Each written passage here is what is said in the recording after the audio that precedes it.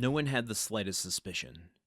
And when the next day, taking a following piece, powder, and shot, Dante declared his intention to go and kill some of the wild goats that were seen springing from rock to rock, his wish was construed into a love of sport or desire for solitude.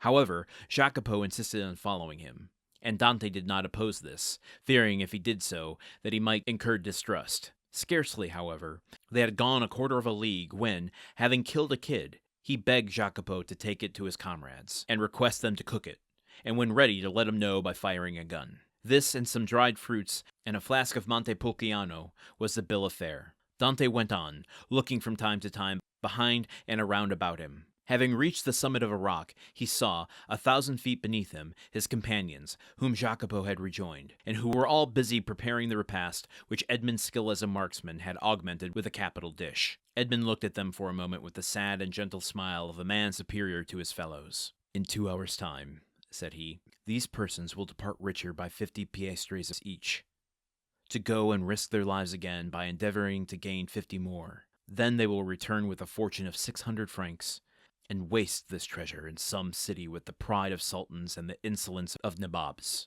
At this moment, hope makes me despise their riches, which seem to me contemptible.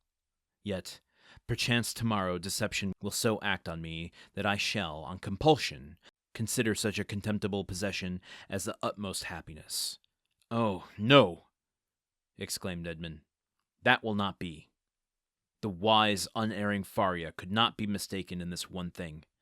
Besides, it were better to die than to continue to lead this low and wretched life." Thus, Dante, who but 3 months before had no desire but liberty, had now not liberty enough, and panted for wealth. The cause was not in Dante, but in Providence, who, while limiting the power of man, has filled him with boundless desires. Well, that's new. Or, confirmation, at least, of Dante's hardening soul. That last sentence, my God. The cause was not in Dante, but in Providence, who, while limiting the power of man, has filled him with boundless desires. Dante kind of like turning his cheek to God there, saying, "It's not my fault. It's God. Why did you give me such desire to want more beyond the thing I wanted not that long ago?" It's that idea that we only pray when we want something or when we want divine intervention on something. Dante looking upon his shipmates going, "You sons of bitches, you're just going to waste all that money, all the riches. You're just going to spend it on bullshit, and I don't think you are worth 1 cent of it." And also, that sentence, Edmond looked at them for a moment with the sad and gentle smile of a man superior to his fellows. Dante is like, he's turning into someone. He's, now listen, he's been through a lot. I'm not trying to take him down a peg or two here, but he's really changing. He thinks he's better than people. He thinks that he has, a better sense of what to spend money on. There's greed and selfishness and obsession. These are all, I don't know if you know this. I know, folks, this might be news to you.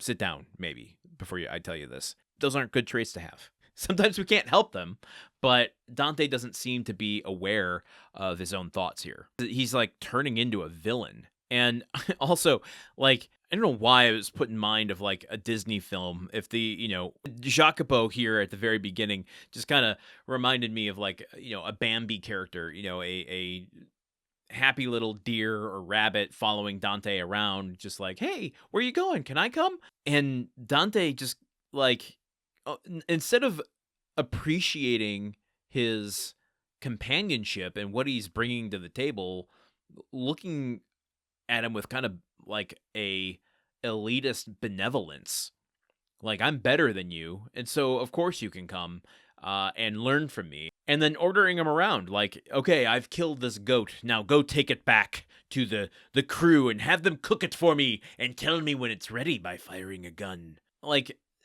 Dante is okay. Oh, folks, oh wow. In this very moment, I was just hit with a thought, kind of playing on the last couple episodes that we've been discussing here. Dante developing into this and transforming into this kind of not great character. We understand why, but is there going to be redemption for him? Or is this going to be his downfall? Now, we haven't talked about Mercedes in a long time. We don't know what her situation is with Fernand or without Fernand.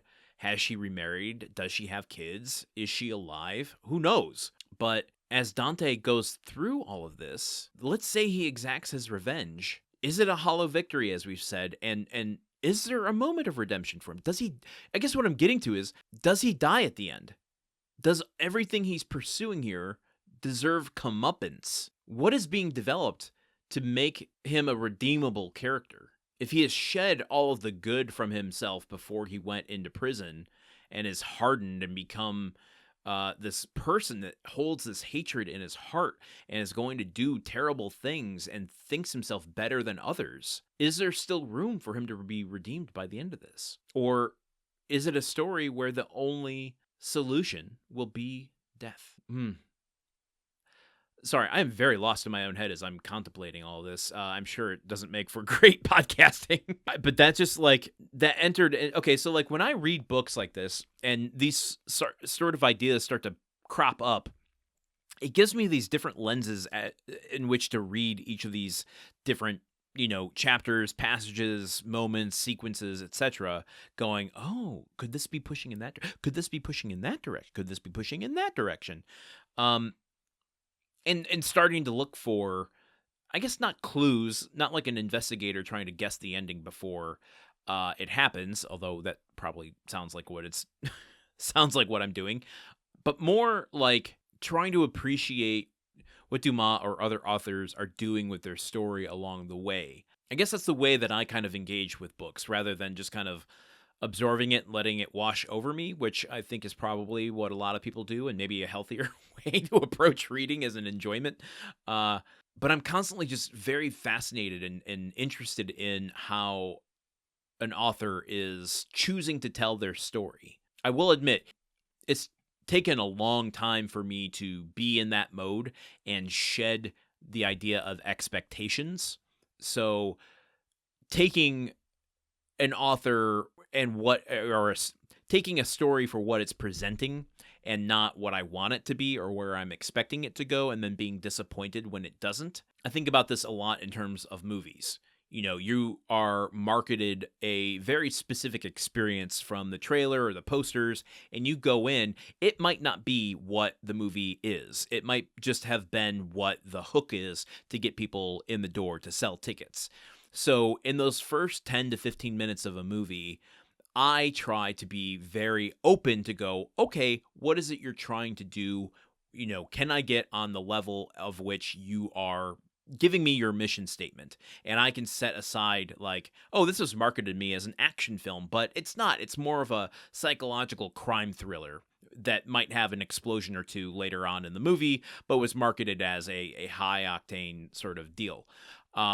So how do you shed those expectations while absorbing all the twists and turns of the story and watching, where it's going without wanting it to go in a certain place? You have to hold all of these things in your head at the same time. I realize that maybe that makes me a little crazy. Maybe that's why I get stressed out and have so much anxiety, because I can't stop my brain from doing all of this stuff at once. It's often a very stressful place to be. Anyway, I spent most of this time staring off in the distance in this episode, so I'm sorry if this was a meandering episode. So let's just continue here tomorrow. We are now past the halfway point of chapter 23. So let's see how we wrap up Dante becoming the person that he's becoming. So I'll see y'all here tomorrow. Okay, goodbye. The Countdown of Monte Cristo is part of the Gruntwork Podcast Network. This show is produced, edited, and hosted by Landon Solano. The original text of The Count of Monte Cristo by Alexandre Dumas. Theme song by Magic Solo. If you want to support the show and others like it, visit patreon.com/gruntworkpod. Thank you for listening. See you tomorrow.